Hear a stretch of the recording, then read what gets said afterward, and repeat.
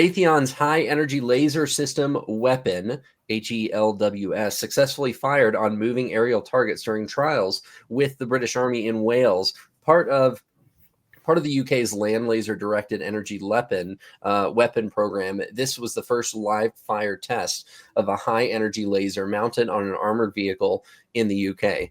Now, soldiers operated the HELWS, which demonstrated its real-time tracking and neutralizing capabilities, really proving the system's, effectiveness in those dynamic scenarios.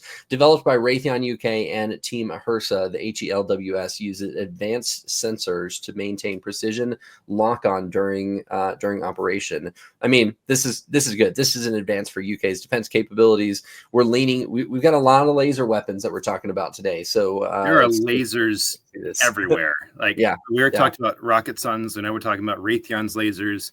Are we in? Is this like, do I need to go get my stormtrooper costume on instead? Maybe. I'll go get my lightsaber.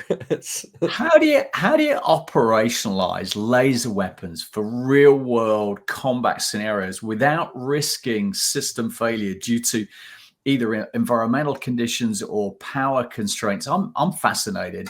To me, that's the big one.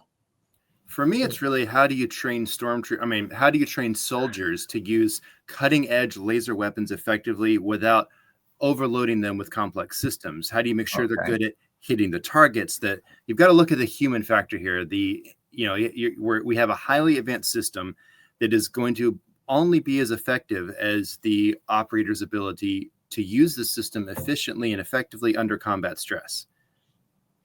Stormtroopers, or more relevant, soldiers, can learn systems, especially when their life is on the line.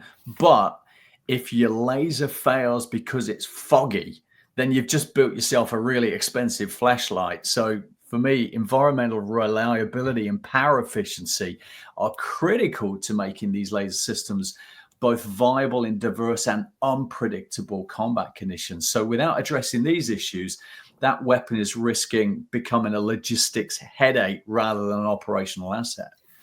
It's easy to say that soldiers can learn systems because they can. They're smart. Anybody can learn anything. But in order to learn it, you've got to have the whole pieces in place of how they're going to learn it, how they're going to be trained on it, how they're going to simulate using it, how they're going to practice, all of these things to get it all put into place. So there's a big human factor here that I think still has to be figured out.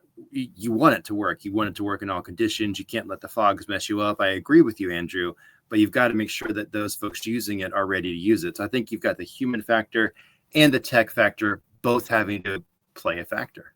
People, process, technology. You got to have people ready to change, ready to be trained. You've got your processes changing. You've got technology changing. Yeah, it's always PPT, isn't it, with us? We've got to cover all three of those areas. Otherwise, something's going to fall over. But coming back to critical threat solution on this one, you've got to get I think the simulation and the validation is critical for me, making sure that you've simulated these different environments that it's got to work in. Otherwise, again, as I say, you're going to have kind of a flashlight, not a laser weapon. You've got to get your process planning for your manufacturing. So making sure that the AI piece has refined the manufacturing and the assembly process to make sure that it's kind of rugged with these components, with these environments at all times. Training, I've got that in there. I think training and user support, yes, has got to be in place, making sure everybody's ready to adopt. He's agreeing with me, Greg. I agree at the start. People, process, technology all the way. Yep. It just happens to be that mine was the number one challenge. Yeah. Thank you. Thank you. Love it. Need to say more? What else could we do? Mess Mom, got to get that right, haven't you? Aftermarket. It's slightly concerning when you bring up stormtroopers, because aren't they known for not hitting anything? For their terrible aim. They hadn't been properly trained. That's right. They hadn't been properly trained. Yeah. It's really a case study. Yeah. See you next week.